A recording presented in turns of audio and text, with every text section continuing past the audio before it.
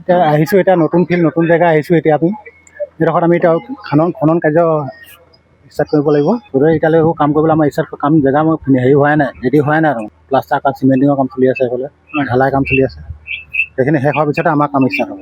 এতিয়া তলত খান্দিলেহে গম পোৱা যাব এতিয়া জিঅ'লজিষ্টে কি কৰে।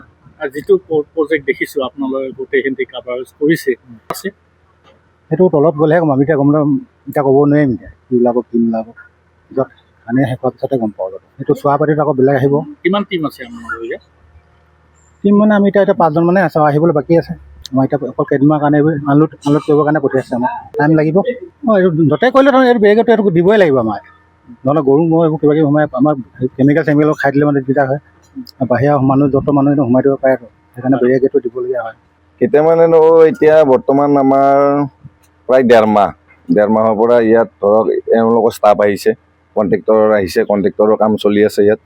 তাৰপিছত এনেকৈ চলি আছে। এতিয়া ৰিগ পাৰ্টি আহিছে, মানে গাড়ীবিলাক আহিছে। তো এনেকৈ পৰ্যায়ক্ৰমে তেখেতসকলৰ কাম কৰি থাকিব আৰু আমিতো ইমানটো এইটো জ্ঞাত নহয়। কিন্তু আমাৰ এটা ভাল লাগিছে কি অইল ইণ্ডিয়া বুলি ক'লে আচলতে আপাৰ আছাম, আমি আপাৰ আছাম জানো। তো লোৱাৰ আছামত আমি সৌভাগ্যৰ কথা, আমাৰ এই অঞ্চলত পিছপৰা অঞ্চলত এনেকুৱা এটা অইল ইণ্ডিয়াৰ ষ্টাফ আহি ইয়াত কাম কৰিম বুলি ভাবিছে। বা ৰিজাল্ট কি হয় এইটো নাজানো, আমি বৰ্তমানলৈকে ৰিজাল্টটো নাজানো, বা তেওঁলোকে কিমানখিনি আগবাঢ়িব সেইটো আমি নাজানো। কিন্তু আমি আচলতে সৌভাগ্যৰ বুলি ভাবিব লাগিব। আমাৰ এনেকুৱা লোৱাৰ আছামত প্ৰথম বুলি জানিছোঁ আমি।